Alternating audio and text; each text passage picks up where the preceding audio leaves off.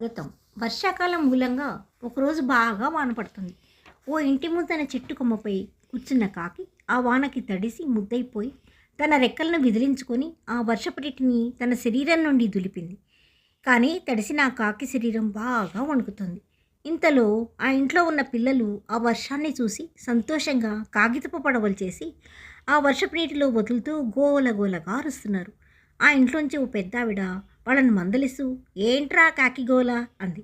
అది విన్న ఆ చెట్టు కొమ్మపై ఉన్న కాకి నిట్టూడుస్తూ ఇలా అనుకోసాగింది.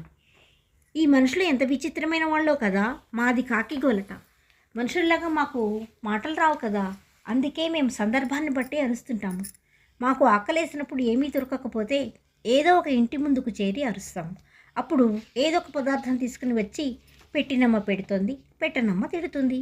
ఇలాంటి వాళ్ళనే ఎంగిల్ చేత్తో కూడా కాకిని తోలరు అని అంటారు. వాళ్ళ బుద్ధి అంతే మరి. ఈ సందర్భంలో మనుషుల గురించి ఒక మంచి మాట చెప్పుకోవాలి. కొన్ని ప్రాంతాల్లో తినుబండారాల అంగళ్ళ వాళ్ళు, హోటళ్ళు నడిపేవాళ్ళు మిగిలిపోయిన చపాతీలు, పూరీలు, బూందీ లాంటివి మా కోసం విసిరేస్తూ ఉంటారు. అలాంటప్పుడు మేమంతా కుటుంబాల సమేతంగా వచ్చి వాటిని తింటూ పెద్ద పార్టీలాగా సెలబ్రేట్ చేసుకుంటాము.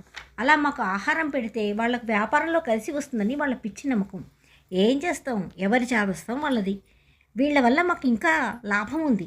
ఇంట్లో ఎవరైనా చనిపోతే వారికి పిండాలు వదిలి వాటిని తినడానికి మమ్మల్ని ఆహ్వానిస్తూ మా రాక కోసం ఎదురు చూస్తూ మేము వచ్చి తినే వరకు మా కోసం ఆ చుట్టుపక్కలే వేచి ఉంటారు. అప్పుడు ఏ కాకి వెళ్ళకపోతే చనిపోయిన వాళ్ళు ఏదో కోరిక తీరకముందే చనిపోయారు అనుకుంటూ వాళ్ళ కోరిక ఏంటో తెలియక ఆందోళన పడుతూ ఉంటారు. అంతేకాదండి, వాళ్ళు భోజనం చేయటానికి ముందు అన్నంలో పప్పు కూర లాంటివి అన్నీ కలిపి ముద్దగా చేసి ఆ ఇంటి ముందు ఏదో ఒక ప్రదేశంలో ఒక చిన్న ఆకులో ముద్దను పెట్టి ఆ తర్వాతే వాళ్ళు భోజనం చేస్తారు. ఎంత విచిత్రమో కదా.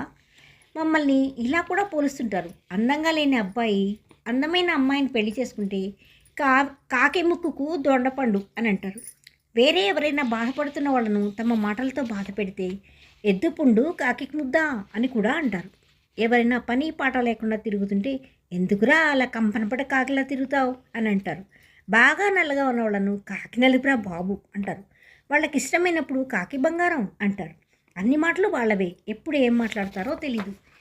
ఎవరైనా తమ ఇంటికి ఏదో అవసరం పడి వాళ్ళ ఇంటికి వస్తే అయ్యో ఈ మాత్రం దానికి పని కట్టుకొని మీరు రావాలండి, కాకితో కబురు పెడితే మీ ముందుకు వచ్చి వాళ్ళే వాళ్ళమే కదా అంటారు.